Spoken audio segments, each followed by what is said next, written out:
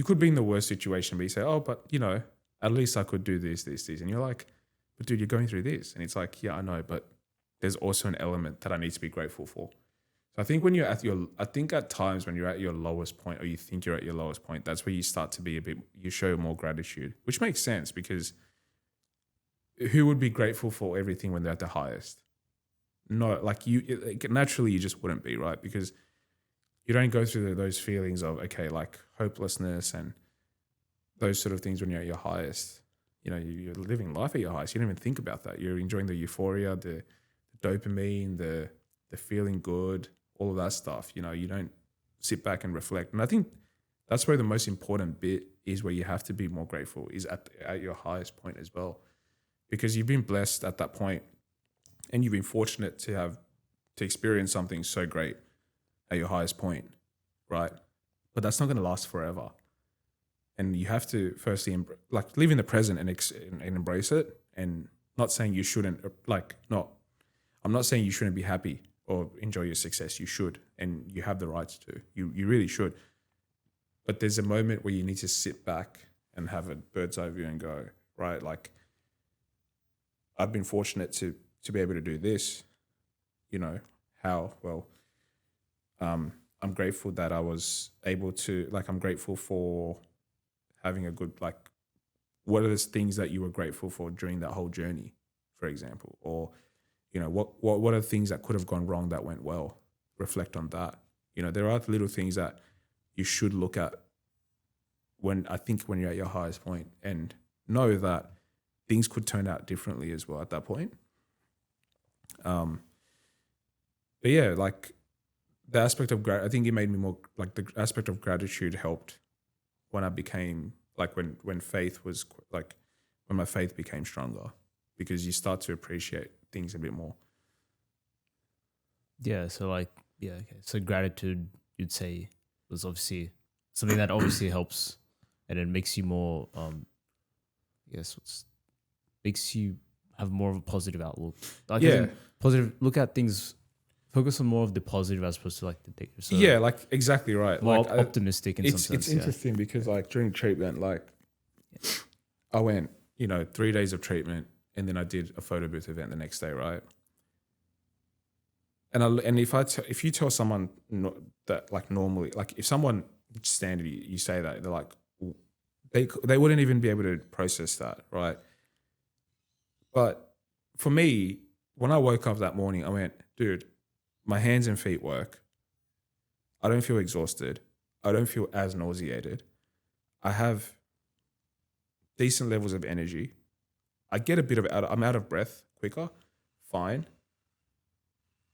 I can sort of push myself a little bit. These are the things that I've got functioning. There are people that unfortunately are disabled, or they're in a wheelchair, or they're in a worse position than me. And, I'm in a position where I can do things. So why not do it? That's sort of my motto every day, is if your hands and your feet work and your brain works, you have the ability to conquer the world and yourself. And you should. There's a lot of people that would give up so much just to get what you have at this point. So why waste it? And that's what it taught me, that chemo chair taught me, was there are people out there with much better health than me that are wasting their lives. So do I want to be that, or do I want to be something different? You make a choice. No, that's well said. So you're right. Yeah. Silver lining. So you become more positive in this. You try to look for positives in everything. And that was just one example. Another example was I was on an exercise bike during treatment, was walking long distances, and my hands and feet work, man. But my heart works, my lungs work, not as effectively, but they still work. Still alive. I can do something. And that's what helps getting through treatment is you set standards for yourself. I think I spoke to you about it at some point. You set a new baseline for yourself, and you'd be surprised how much the human body or your mind can process, but also push itself. I think that was a big moment for me where, and again, fortunate that I wasn't exhausted and throwing up frequently and all that sort of stuff. But in saying that, it was like, dude, like I'm just placing limits on myself. Like I can go for a walk, so I'm going to go for a walk. And then you come back from the walk and you're like, I just did a long walk. Like it's a new baseline. Oh, I'm at the gym cycling. Oh, I'm at the gym doing HIIT training. Oh, I'm at the gym lifting now. Like it's new baselines over time where you sort of tell yourself, okay, the only limitations that I'm placing is on my mind right now. Is my mind telling me? Physically, if you can't do it, that's a different case, right? That's fine. And there were days where I physically couldn't do it. Like I'll admit that. But there were much more days that I could do it. And so why not do it, you know? So yeah, it's an interesting one. Yeah, like setting new baselines. So I guess like that's what you're doing mostly, like as in now. Yeah, post treatment, sort of setting new baselines or goals yeah, to work towards. Well, I was at the gym yesterday. I'm super sore today. Like my chest and shoulders are absolutely killing me. It was a good workout. You know, I was on an assault bike for a bit, but yeah, like did 8 intervals of different types of trainings and HIIT, and you know, seeing my heart rate, sort of the drop in the heart rate and the increase is what you want to see, that variation in your heart for effective HIIT training, just to see if your heart functionality is good, because your heart needs to be able to adapt. Your heart's a muscle, right? So you can't work out and your heart rate be absolutely high the whole time, unless you're sprinting or running for like 30 or 40 minutes straight, different case. But if you're doing a sort of training where increasing your heart rate and you're resting, you want your heart rate to drop. And that's really one of the most important things that I've sort of looking for during treatment and post-treatment is, you know, you get exposed to like doxorubicin, which is one of the most cardiotoxic chemo drugs. I'm just saying the name makes me nauseated. It's red. They call it the red devil. I call it the red angel because it kind of saves you. It's most effective. It's one of the most effective chemo drugs, but I can see the devil part of it because it is so toxic, causes hair loss, you pee red. Yeah, it's not good. And it causes cardiotoxicity. But again, things like that, you just want to, you know, what's in my control? Well, see where my heart is at, like my cardio health. And yeah, like going back to like baselines, it's sort of you set new standards for yourself each time. And I think I said it, like you celebrate those little wins. You know, like yesterday I had a really good workout. That was a little win, you know. Now I know a new baseline, what I can do. I can do a bit of bench, dumbbells, flies, shoulder press, assault bike.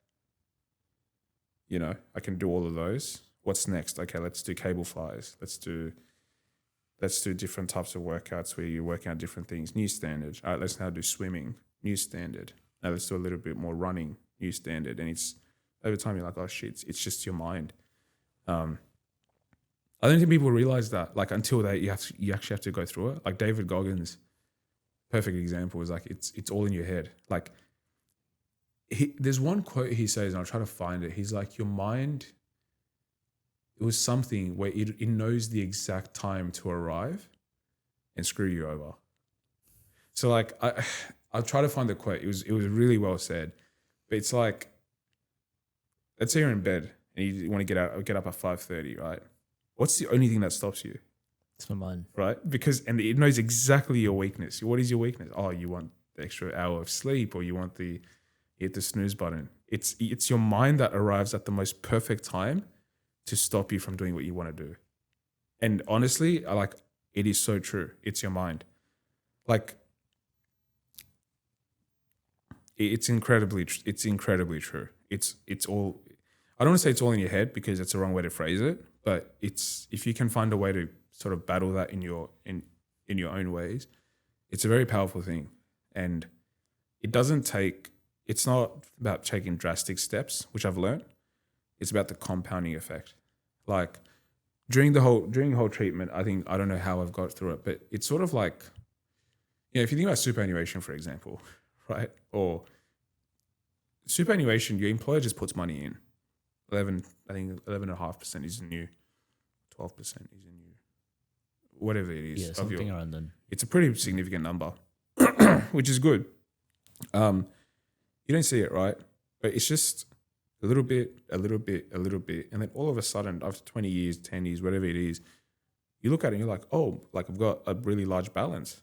You know, you don't think about it, you know, and it's those little things in that process where throughout that is what makes it work, right? Like compounding interest, but the compounding effect of like chemotherapy, best way to put it.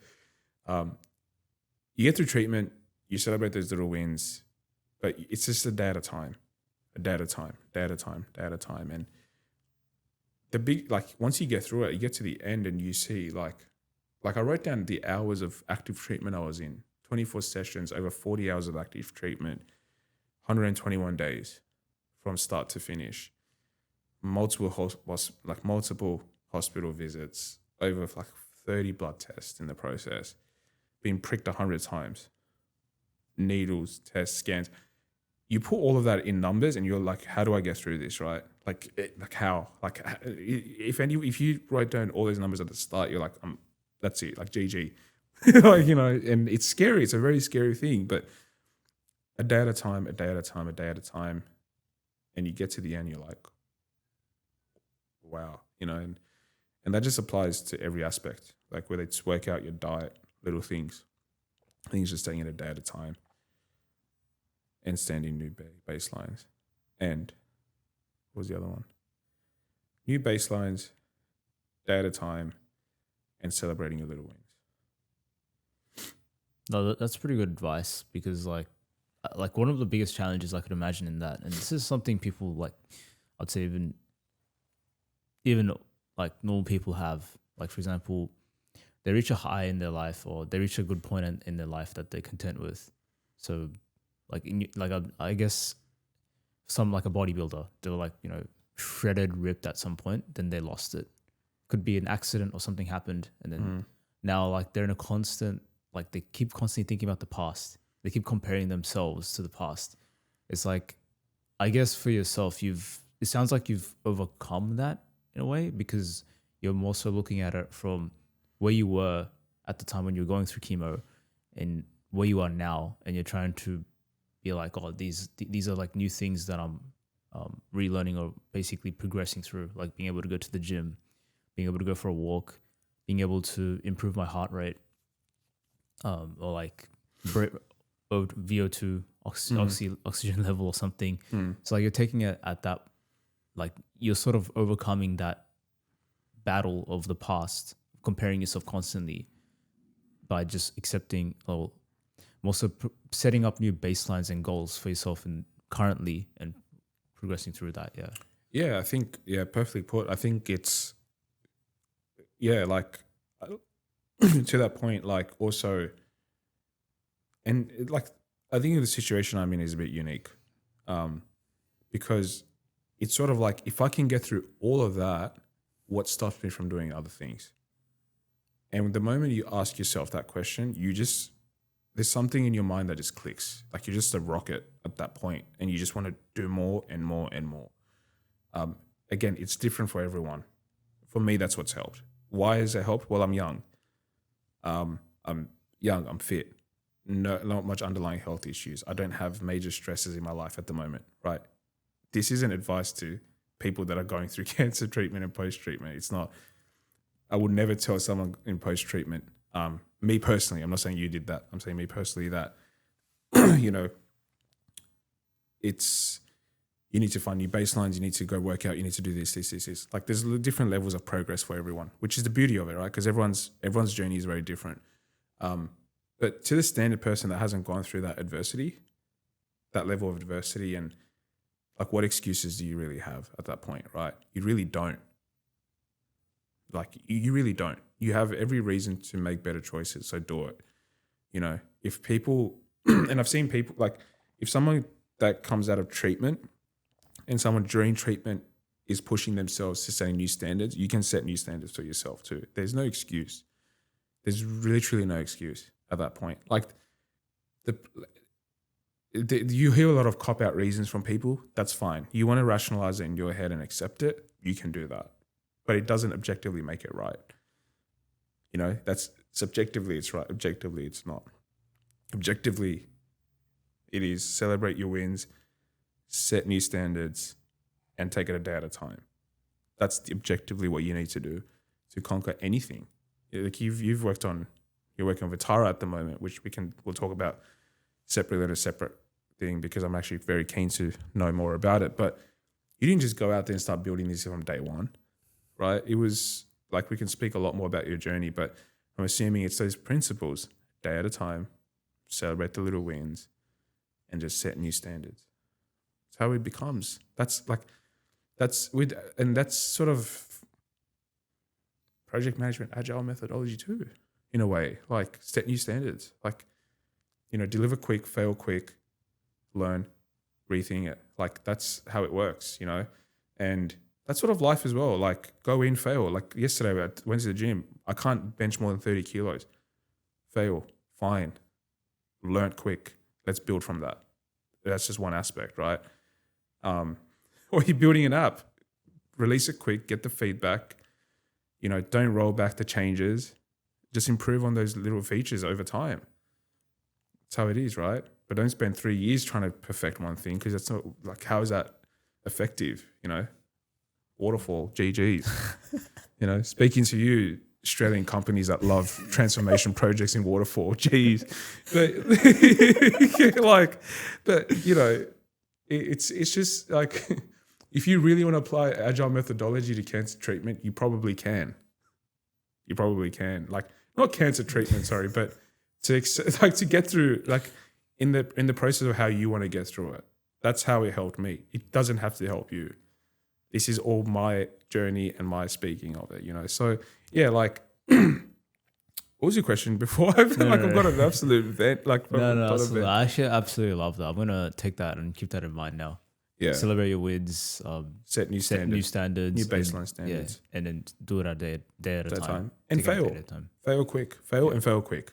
Like, know what you can do and what you can't do. Like, during my treatment, when I finished, I did lawn mowing 4 days after. And I was out of breath. Absolutely out of breath. I'd push for 5 minutes, I'm out of breath. I'm just like, I can't. So I knew at that point, I can't push myself too much. Like, my lungs are still probably recovering from bleomycin and vincristine, which was the last day. You probably know what that is. The 2 chemo drugs. Very, very, very effective, but very poisonous as well. So, yeah, like, again, okay, well, I know day 4 I can't do that. So let's give myself a rest. All right, well, it's been a week now. Let me just do a bit of a run, see how my lungs are. Let me just do a bit more. I can push a lawnmower for 40 minutes straight. Perfect. New baseline set. So you actually, like, to add to that, you actually want to fail quick as well in certain parts. Like, and it's about just pushing yourself a little bit. It's like, can I do this or can I not do this? Or it might be different for Vitara. You might just want to get it out